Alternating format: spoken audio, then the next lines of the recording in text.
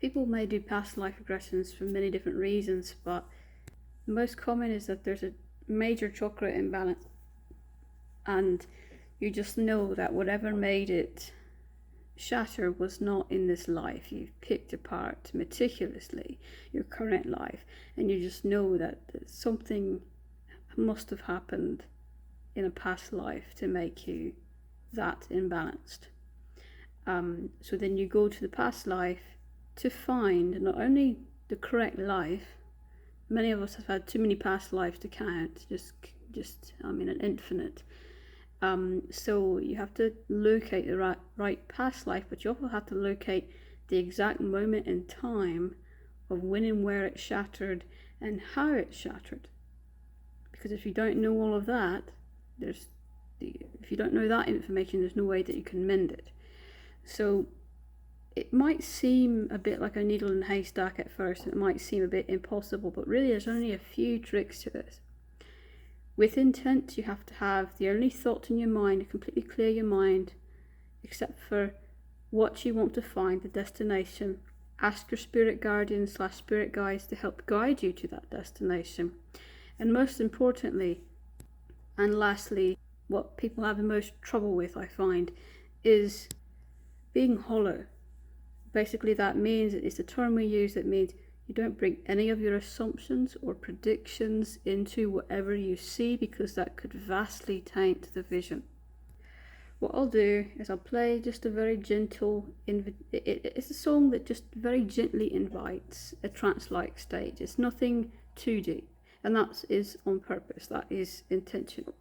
You'll have to kind of do the rest. Nothing I do on here is too deep, but it will gently invite that trance-like state.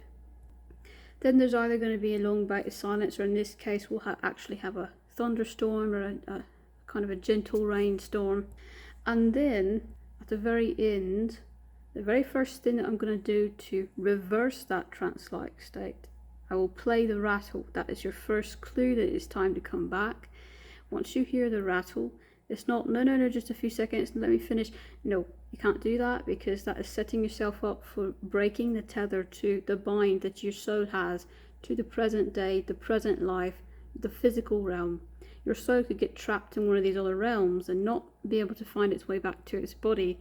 Either you become a vegetable altogether, or you lose grasp of reality and end up being in an insane asylum or something. So it's very important to keep that tether. And the way that you train yourself is that you can never ignore when it's time to come back. And that prevents a lot of accidental severing of the tether. If you just, no matter whether the vision is finished or not, I just have to come back now. And then hear the rattle, you start coming back. And if you want to go back merely 5 minutes later and finish the rest of the vision, that's fine. As long as you train yourself that whenever you hear the rattle, you have to come back immediately.